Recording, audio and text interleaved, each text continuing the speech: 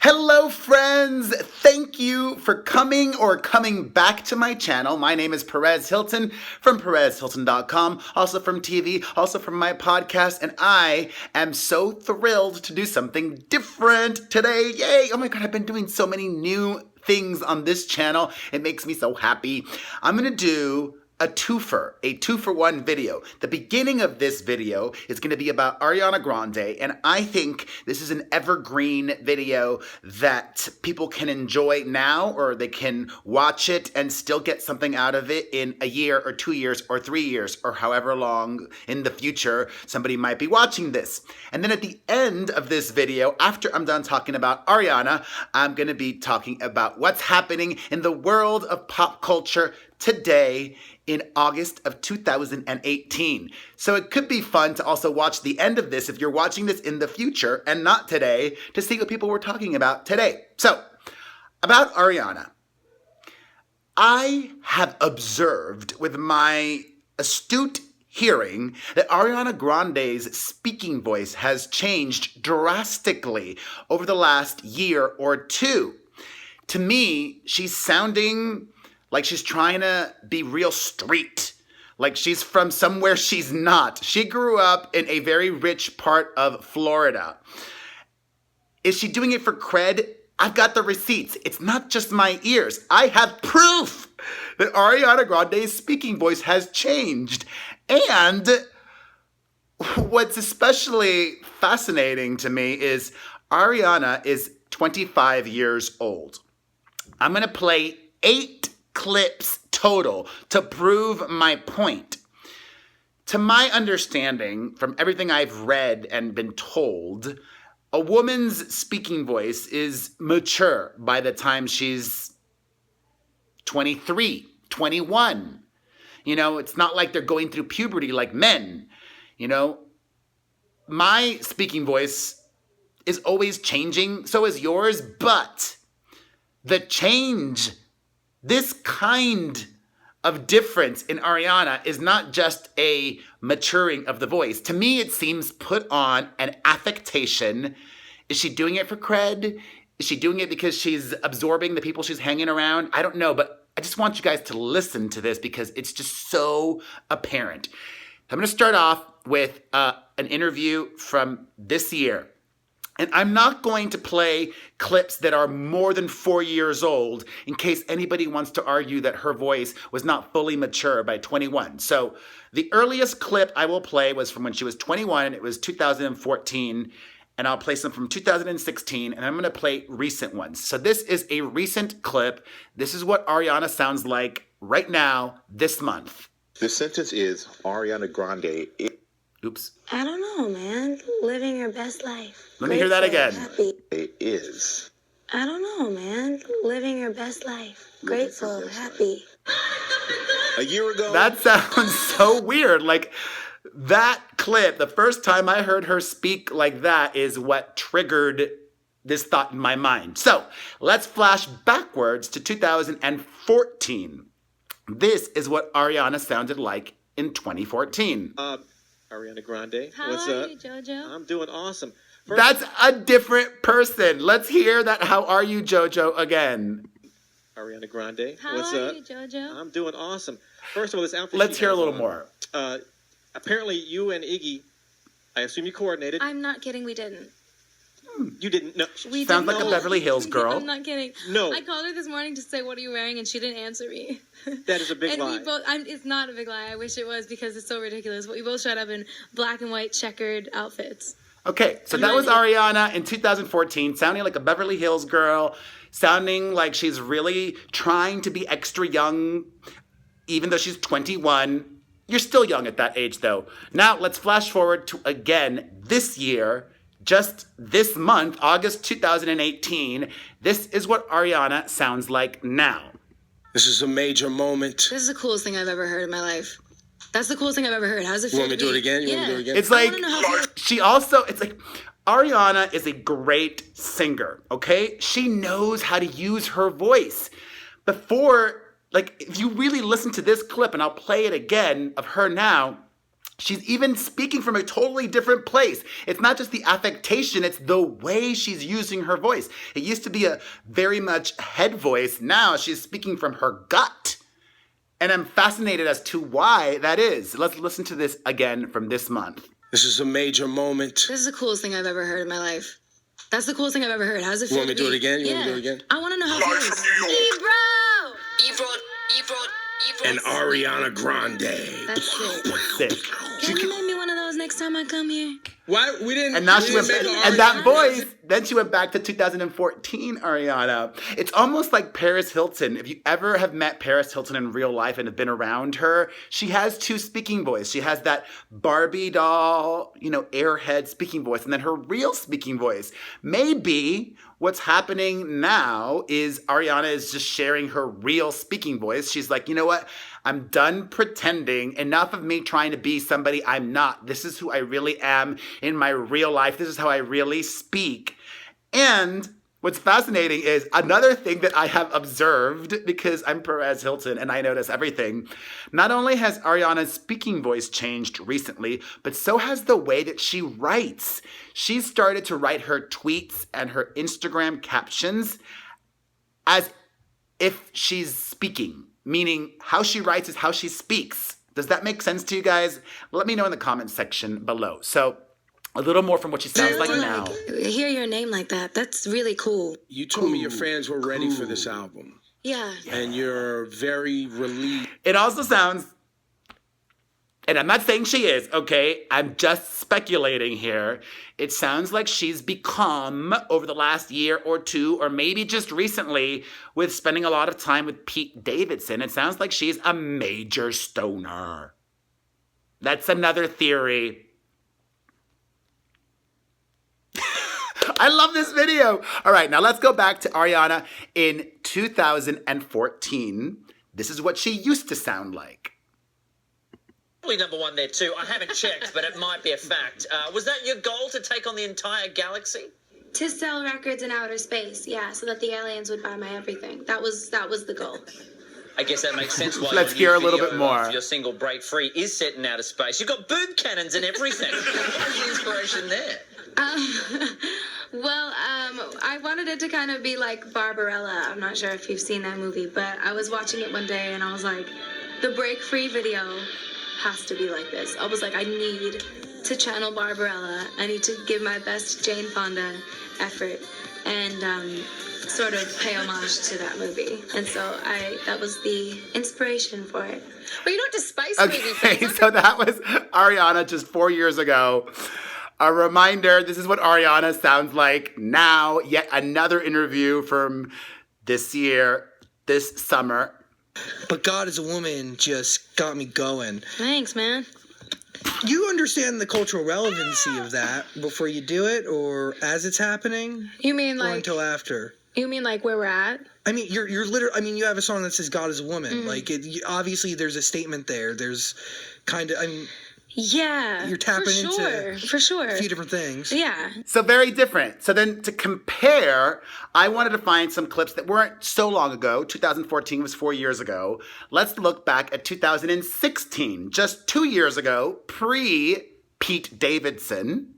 This is what Ariana sounded like 2 years ago. It just makes you want to like hunker a little bit. You know what I mean? What the hell? Just like hunker. Like hunker? Yeah, These words, I'm so into like how the song makes you feel. It makes me want to slither and hunker. Like slither and hunker. Like I want to be like down. It made me feel sexy. It made me feel powerful. Good. Well, thank you. That's the point. I wanted to make you feel that way. It made me. It's a totally different person, you guys. Insane. All right. This is another clip from just this year. Song about like that Were feeling. you having an anxiety attack? Well, I was having lots of them. I mean, it's not end, but it's just but yeah. And then who calmed you down, or what calmed you down? Well, we were in the studio, we were writing, and I was like, I can't breathe. And they were like, we're gonna write this song, and I was like, okay, I still can't breathe, but we'll write it. Yeah. So you ended up writing the song. We made this song. Maybe she was nervous here because actually this clip of her this year sounds a little bit more like old Ariana. I can cut. let's see, which ones do I love? Called Pete Davidson on the album. Now, did Pete know that there's a song called Pete Davidson on the album? Well, I mean, he does now. He does. Okay. Yeah, that definitely still sounds very different from before. So here's another clip of Ariana from 2016. Feeling good. I'm so excited. Feeling good. Yeah, the hardest part is over. The weird picture part is over, which is great. Anyways, I think I've shown enough clips. 4 old ones, 4 recent ones, totally different person, sounds different because she's around different people, she wants to be perceived a different way, maybe she's doing things, a variety of different reasons. Let me know your theories, or maybe you totally disagree with me and don't think Ariana Grande sounds any different than she used to before. All right, part 2. Whew. Today, a lot of people are mad that Louis C.K., the disgraced comedian, has made his return to stand-up. If you don't remember, earlier this year, he was outed as somebody that did inappropriate things in the presence of unwanting women. He allegedly... I'm trying to keep all my videos PG or PG-13, So if you really don't know yet what Louis C.K. did, Google it, but it had something to do with inappropriateness and women. And a lot of people were upset that he showed up unannounced at a comedy club over the weekend. I'm not. Like, if it bothered me that he was there doing stand-up, I would have left. Like, if Chris Brown would have... That's somebody I really dislike, okay? That's why I bring him up as a reference. If Chris Brown would have shown up at a comedy club, well, I probably would have stayed because I'm me, and I would have videotaped it to then, embarrass him and be like, oh my God, look how bad Chris Brown was. If I thought he was bad. I mean, if I thought he was good, then I wouldn't even mention it because I wouldn't want to give Chris Brown any attention. But that's just me. Having said that, what Louis C.K. did was awful. Period. No justifying his behavior. Having said that, there are people in this world that are criminals that make mistakes. Should these people, if you rob a home or if you sell drugs or something like that, should they be banned from ever working again in the future? I don't think so. So I think people today are overreacting about that. Talking about difficult men, an update on the Johnny Depp saga in terms of his most recent lawsuit. He's had a lot, from his former managers suing him to drama with his ex-wife, Amber Heard. Now, the location manager for a movie that he worked on last year is alleging assault against Johnny Depp.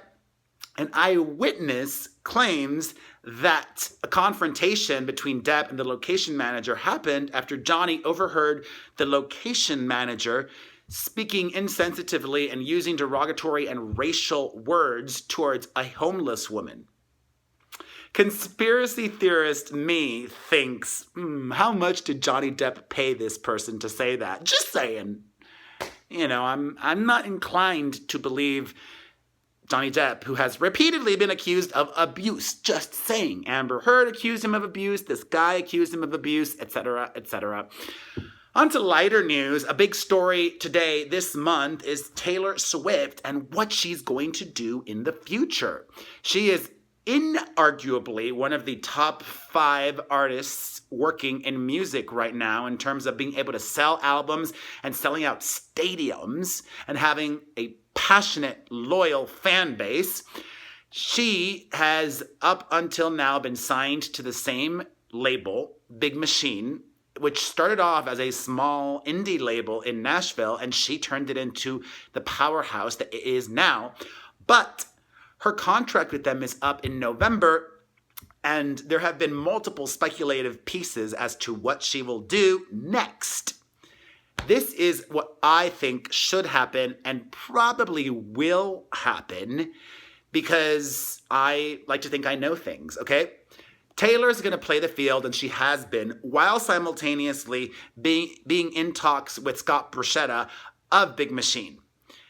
She needs him to know that she's talking to other people to use that as leverage. The big leverage that Scott has over Taylor Swift is her masters. All of her recordings that she's done up until now, he owns. while she's the songwriter of those songs and he cannot do too much without her permission, meaning he can't license it for a commercial or a TV show or a movie without her signing off on it, he can sell and stream those songs in any way that he wants. So, perfect example, Taylor Swift, a long time ago, over a decade ago, released a Christmas EP, which a lot of people have forgotten about. If Scott, from her label, wants to put together that same song with maybe some other Christmas songs that she recorded and never previously released, he can do that. He can also put together a greatest hits album, a B-sides album, so many things. So he does also have leverage with her masters. And just streaming the songs is worth a lot of money. I think Scott should give Taylor her masters back, let her have ownership of that in exchange for a piece of her touring in the future, as well as participating in future albums, which she will negotiate that he cannot own the masters of the future albums. Also, if I were Taylor Swift, I would want a piece of ownership of the label. And if I were Scott Bruschetta, not really. If I were Scott B, I would give her a piece of ownership of the label because I would want to incentivize Taylor to do everything possible to make me, the label, more money, including giving her her own imprint within my label, A&Ring, signing talent, giving away more songs to other artists in my label that she signs, that she writes.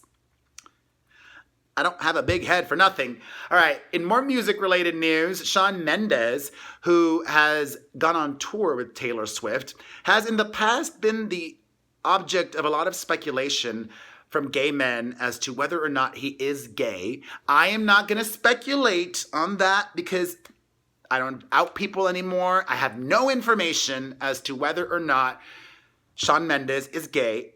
I know he's really cute. But I did find it very interesting that he addressed being single in a new interview like this.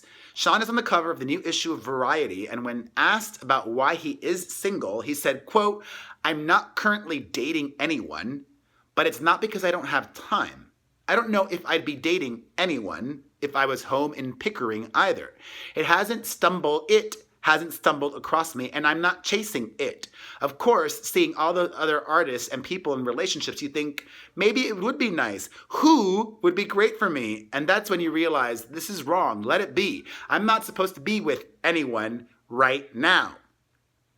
So all those gay boys who fantasize about Shawn Mendes, they have hope now because he spoke about dating in genderless terms.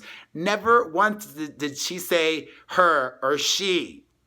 I mean, he clearly didn't say him or his, but this is groundbreaking, I think. I mean, if Shawn Mendes is gay, I'm not speculating he is, but if he were, this is like maybe a way to slowly start preparing his fans and the world for that.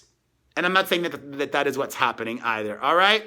On to some TV news. I said this a couple of videos ago. Audrina Patridge from The Hills, her ex, is being a major D-bag over their daughter appearing on the show. Well, now a source close to Audrina says she is stressed that there is still so much drama with Corey. She just wants things to be okay. Also adding that they haven't even started filming the show yet and that Audrina hasn't made any decisions about whether Kira will appear or not. It's been a really emotional and difficult time for Audrina. Speaking of emotional and difficult times, Rose McGowan, who up until just this month was friends with Asia Argento, has revealed that according to text messages that Asia, who was Anthony Bourdain's ex, sent to the person that Rose is now dating, Asia confessed to having an intimate relationship with an underage male actor whom she first met, Asia, when she was directing and co-wrote a movie, and this actor was just 7 years old at the time, and then hooked up when the kid just turned 17 in the state of California. That's illegal. You can click on the link below to read exactly what Rose McGowan said. I will have the links to everything that I talk about below, as I always do. All right, some more news this time of the TV kind and also scandal, because Roseanne was involved in a lot of scandal earlier this year. The reboot is happening. No time frame is known yet on when the Connors will be hitting the air, but according to John Goodman, who played Roseanne's husband on the show, Roseanne's character will be killed off. More TV news. ASHLEE Simpson is going to be making her return to reality television next month on E! She has a show with her husband, Evan Ross. And do people care about ASHLEE Simpson? Are they excited about her return to reality TV? I think the bar is low. E! Needs this to be a hit, or E! Probably will keep it on the air even if it's not a hit, because they don't have that many hits. I mean, it's the Kardashians, the Bellas, and the Divas, and that's it. I mean, I don't think that Jesse James Decker reality show does very well for E! But they've been on a few seasons now, so it was a smart choice of ASHLEE Simpson to go with E! I mean, I don't really care, but I want her to do well. I mean, I like for everybody to have a comeback. In more reality TV news, Jersey Shore star JWOWW has shared her son's struggle with developmental delays. And that was so hard for me to see and read. Just so sending positive vibes to JWOWW's son, Jenny. And so thankful that all of my kids are happy and healthy. Healthy, most importantly. Not healthy, unfortunately, are Pink's children. Her 2 kids are both sick. Her son, Jameson, has foot, hand, and mouth disease, which both of my older 2 had, and it was not pretty. And her daughter, Willow, has a fever. So sending all of the positive vibes to Jameson and Willow. And finally, let's end things on a really positive note. It has been confirmed Eddie Murphy is having a baby again. His 10th child.